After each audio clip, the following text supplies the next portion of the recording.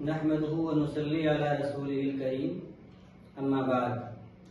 محترم اساتذہ اکرام، آج آپ حضرات کو دینی تعلیمات مبتدی کے سیرت و تربیت کے عنوان نمبر 4 کے پڑھانے کا طریقہ بتلانے کے لیے حاضر ہوا ہوں۔ حضرات والا، صفحہ نمبر 76 پہ یہ جو سیرت و تربیت کے عنوان کے تحت ہدایت برائے استاد دی گئی ہے، آئیے سب سے پہلے اس کو پڑھتے ہیں۔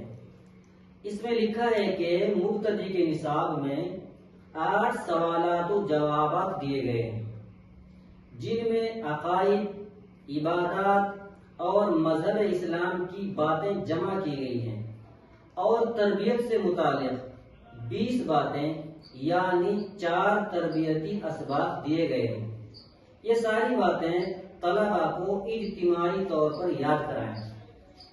حضرات والا، صفحہ نمبر 77 پہ درمیان میں تاریخ ابتدا کی جگہ پر سبق شروع ہونے والے دن کی تاریخ لکھیں۔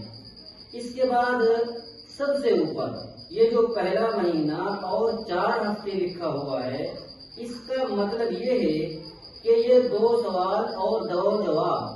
نمبر 1 سوال، تم کون ہو؟ جواب، ہم مسلمان ہیں۔ نمبر 2 سوال، تمہارا مذہب کیا ہے؟ جواب، ہمارا مذہب اسلام ہے۔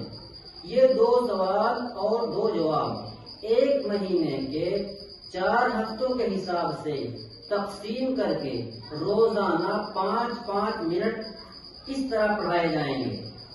پڑھو بچوں۔ سوال، تم کون ہو؟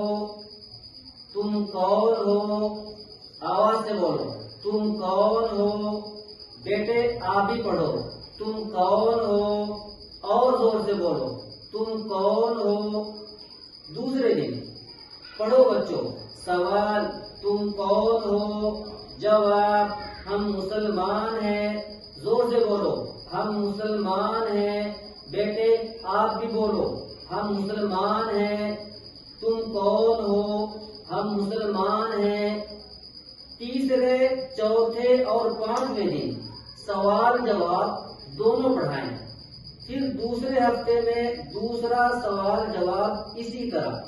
پھر تیسرے اور چوتھے ہفتے میں 4 سوال و جواب اسی طرح پڑھائیں۔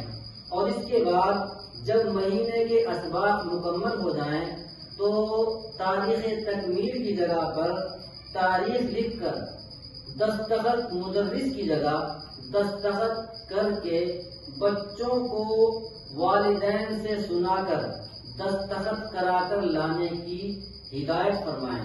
انشاءاللہ جب آپ حضرات بچوں کو اس طرح پڑھائیں گے تو امید ہے کہ بچوں کے سیرت و تربیت کے متعلق بھی یہ تمام کے تمام سوالات و جوابات بہت اچھی طرح یاد ہو جائیں گے۔ اللہ ہمیں عمل کی توفیق نصیب فرمائے۔